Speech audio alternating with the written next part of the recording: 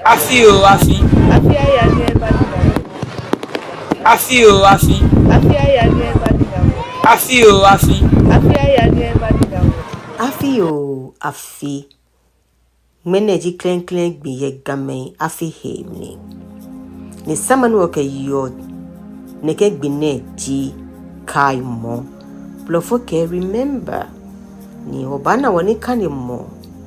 Ni babu wahi wale. Afi he nemni. Ye di tono mi. Yicho niji banyo. Kuku niji nyuma ke nyuma ke ikume. Nye baye. Ni nye truo. Nye bajie Yehowa nye nyongo le yi. Yeshipun pakpa ni hanye le hewo. Nye kwa nye hini ahia.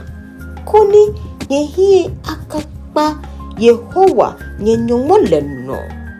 Nino ha nye ye ekitain le. Ke imlai ke ikboy. Nimi wonye menene no. Amen. Afi Opotega afi hine. Ni samanu waka yo afi hine ji. Kaimo remember. Wobi wo yake. Meni nuncho otabo nuwa kai. Ye afi hine mi. Ni wakeba wote. Nipi ni nuncho otabo nuwa kai ji. Samai nuwa chwa meshishi. Wachi ye jwene. Wanye haa wakwaya. Klen no ji nyongo wimo. The word of God. Nani jienyo. Anokwale truth. Ete hemoke yili faith. Edwe swomo love. Enumo eshaifa forgiveness. Ekba nano wala eternal life. Pao hino kamo hope. Panyo kojomo judgment. Nehu tamo healing. Nyongma nile wisdom. Nyongma ke kume heshiba humility. Nyongma ke enyo nona suffering. Nyongma ke ete hiemiamo perseverance. Nyongma ke edwe kunim victory. Nyongma ke enumo wo honor. Nyongma ke ekpa hejole peace. Nyongma ke pao nisra vigilance. Nyongma ke banyo he afolisha sacrifice. Nyongma ke nehu nishe joy.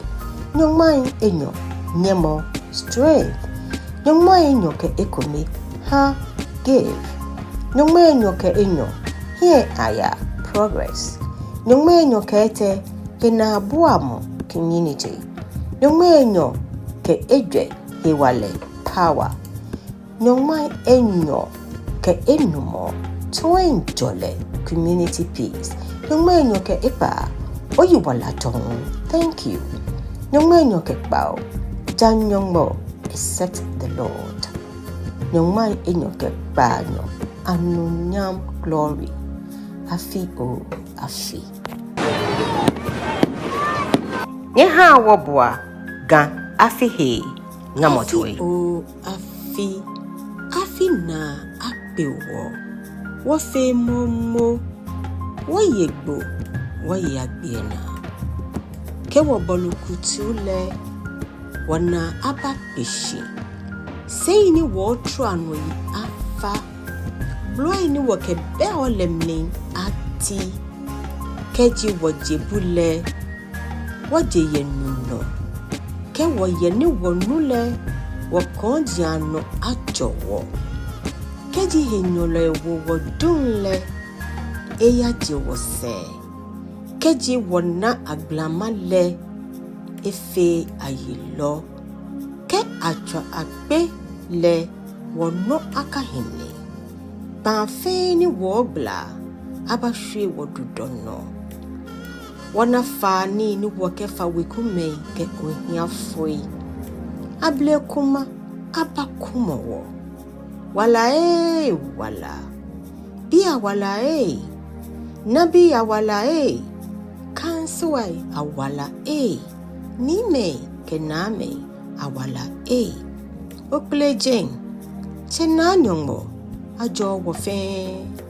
edro wa gbomocho he wale nile ke hie shikamo nyongo afo wa he aklabacha nieje wa keje amanemle ebino ncho Yesu ayelumo ye wo shi hilemne afi o afi wo men pe afi ape enyo ke nyongman enyo ke ekpa le atu eke shade papa abba tra ni omanye juon afe wono wa osofo nupa Reverend Dr. Philip Laye ningmaneke afihe ngamone iwola don nyongo sejigbe nojino ni wole ke afi eshe nye hawo nya jogba wo fe mo panyo aninawo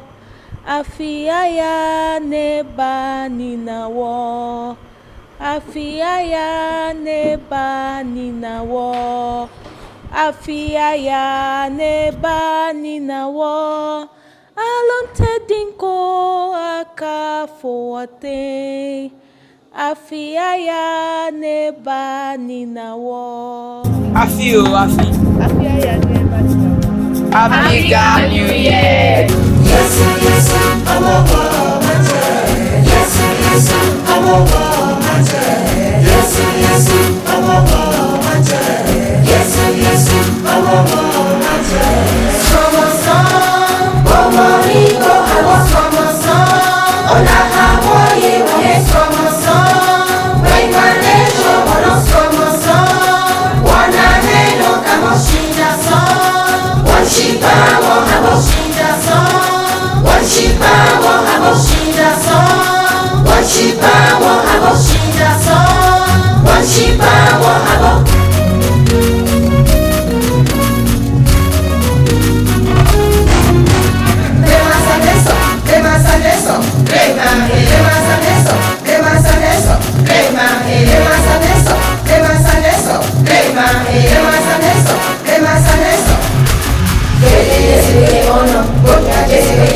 Sister,